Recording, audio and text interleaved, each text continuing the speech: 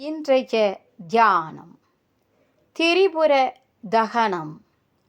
முப்புறம் எரித்த முழுமுதல் பொருளே, என்பால் உள்ள முப்பாழை எரிக்க அருள் புரிவாயாக.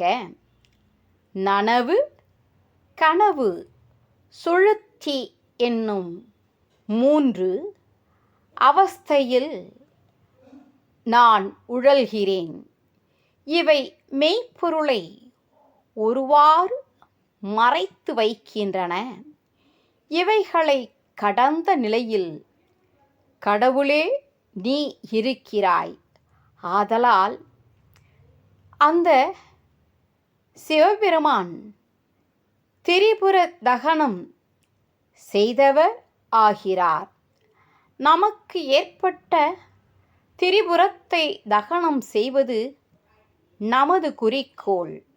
3 அவஸ்தையிலும் சுட்டுப்படாது மனத்தகத்து ஒளிர்கின்ற தெய்வத்தின் துணை கொண்டு அந்த முப்பாழைகளையும் பாழ்படுத்த வேண்டும்.